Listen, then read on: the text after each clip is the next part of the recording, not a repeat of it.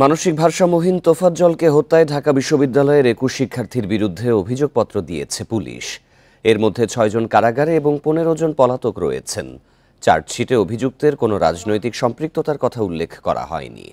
শাহবাগ থানার পরিদর্শক মোহাম্মদ আসাদুজ্জামান ১ জানুয়ারি ঢাকার মুখ্য মহানগর হাকিম আদালতে অভিযোগপত্র দাখিল করেন। ৩ মাসের তদন্তের পর গত ১৯ সেপ্টেম্বর শাহবাগ থানায় অজ্ঞাত দুষ্কৃতীদের বিরুদ্ধে বিশ্ববিদ্যালয় কর্তৃপক্ষের দায়ের করা মামলায় ২১ শিক্ষার্থীকে আসামি করা হয়। অভিযোগপত্রে বলা হয়, ৩৫ বছর বয়সী তোফাজ্জল হোসেনকে নির্মমভাবে মারধর করার আগে হামলাকারীরা চুরি যাওয়া মোবাইল ফোনের ক্ষতিপূরণ হিসেবে তার পরিবারের কাছ থেকে ৩৫,০০০ টাকা দাবি করে। তোফাজ্জলের চাচা আব্দুর রব মিয়া টাকা দিতে অস্বীকৃতি জানালে অভিযুক্তরা তোফাজ্জলকে ক্রিকেটে স্ট্যাম্প এবং বাঁশের লাঠি দিয়ে বেধড়ক মারধর করে। এতে গুরুতর আঘাত এবং রক্তক্ষরণের কারণে তোফাজ্জলের মৃত্যু হয়।